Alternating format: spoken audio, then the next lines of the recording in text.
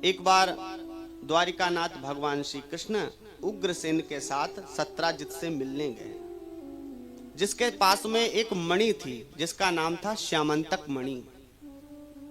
और श्यामंतक मणि की विशेषता थी कि वो नित्य प्रति 20 भार स्वर्ण उपलब्ध कराती थी। रोज 20 भार स्वर्ण उस मणि से निकलता था। तो भगवान श्री कृष्ण उग्रसेन के साथ सत्राजित से जब मिलने गए तो भगवान श्री कृष्ण के पास में कौस्तुभ मणि है। तो सत्राजित को जब पता चला कि श्री कृष्ण आ रहे हैं तो सोचा कि वो अपनी कौस्तुभ मणि पहन के आ रहे होंगे, तो हम भी फिर अपनी श्यामंतक मणि पहन के जाएं। तो उसने भी अपनी श्यामंतक मणि निकाली लॉकर से, वो उसने भी पहनी और जाकर के ठाठ से भगवान के सामने बैठ गया। तो भगवान ने सत्राजित से कहा, सत्राजित का एक और नाम है अर्थ कामुक। भगवान ने कहा, सत्राजित, ये मणि तुम्हारे कंठ में शोभा नहीं दे रही है, तुम पर ये सूट नहीं कर रही। ऐसा करो, ये मणि तुम महाराज उग्रसेन को दे दो।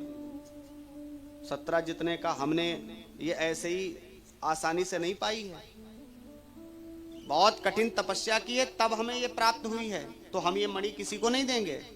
तो कन्हैया ने कहा, कोई बात नहीं, तुम्हारी इच्छा, मत दो भाई। उग्रसेन के साथ भगवान तो वहां से चले आए। सत्राजित ने जाकर अपनी मणि फिर से खूंटी पर टांग दी। सत्राजित का एक भाई है प्रसेनजित, छोटा है, वो कहीं से घूम के आया, उसने वो मणि खूंटी पर टंगी देखी तो सोचा आज लॉकर से बाहर भैया लग रहा है भूल गए, लाओ आज हम भी थोड़ी देर पहन लेते हैं।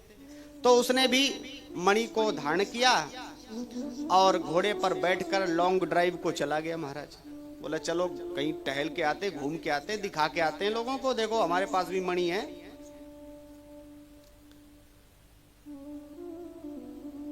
तो अश्व पर बैठकर वो जंगल में गया और जंगल में एक सिंह ने उसे देख लिया।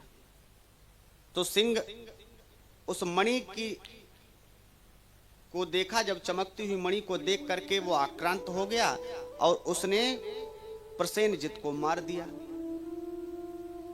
और वो मणि ले ली और ले जाकर के उसको अपनी गुफा में रख दिया।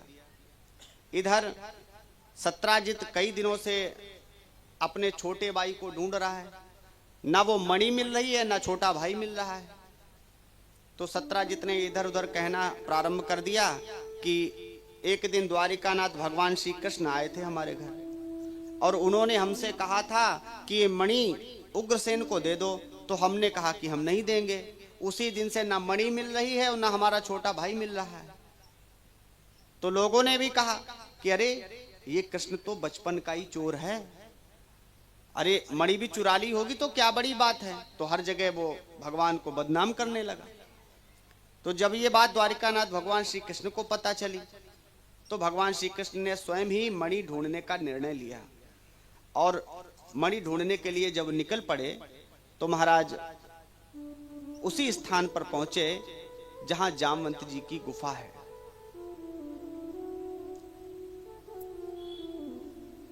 गुजरात के पोरबंदर में आप आगे जाएंगे, रानावाव नाम का एक कस्बा पड़ता है, उसी से 2 किलोमीटर आगे जामवंत गुफा है। ऊपर से कुआं है, अब तो सीढ़ियां भी बन गई हैं नीचे से उतरने के लिए, और नीचे बहुत लंबी चौड़ी गुफा है महाराज। तो भगवान पद अन्वेषण करते हुए जब उस गुफा में नीचे उतर के गए, जामवंत ने देखा तो जामवंत ने तो देखते ही प्रहार कर दिया महाराज। भयंकर युद्ध चला जामवंत जी के और भगवान के बीच में। 27 दिनों तक मल्ल युद्ध चलता रहा। 27वें दिन भगवान ने जामवंत को उठा के पटका और जो मुक्के बजाना प्रारंभ किए, सोई जामवंत जी ने कहा, महाराज पहचान लियो, पहचान लियो, पहचान लियो। बोले कहा पहचान लियो? बोले हम पहचान गए, मल्ल युद्ध में हमारे राम के अतिरिक्त इस संसार में हमें कोई भी हरा नहीं सकता, आप साक्षात भगवान हैं। भगवान ने कहा पहचानने में बड़ा विलंब कर दिया। जामवंत जी ने कहा सरकार बताइए हम आपकी क्या सेवा कर सकते हैं। भगवान ने कहा 27 दिन तुमने खूब सेवा की, अब और कोई सेवा नहीं चाहिए। ये जो मणि चमक रही है ना तुम्हारे यहाँ, इसकी चोरी का आरोप हम पर है, इसलिए हम ये मणि ले जाने आए हैं। जामवंत जी ने कहा सरकार ये मणि हम नहीं दे सकते। क्यों?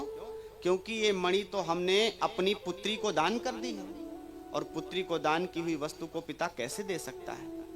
भगवान ने कहा हम नहीं जानते, हम तो ये मणि लेकर के ही जाएंगे। जामवंत जी ने कहा तो फिर कोई बीच का रास्ता निकालो ना। भगवान ने कहा बताओ क्या करना है। तो जामवंत जी ने कहा सरकार ये मणि हमने अपनी पुत्री को दान कर दी है, और आप हमारी पुत्री को स्वीकार कर लीजिए, आप हमारी पुत्री के साथ विवाह कर लीजिए प्रभु, तो पुत्री भी आपकी हो जाएगी और मणि भी आपकी हो जाएगी। भगवान ने कहा भाई जैसा भी जो बने करो, लेकिन मणि तो लेकर के ही जाएंगे। जंगल में मंगल हुआ और जामवंत जी ने अपनी पुत्री का विवाह भगवान श्री कृष्ण के साथ में किया। बोले द्वारिकानाथ की, जामवंती महारानी की।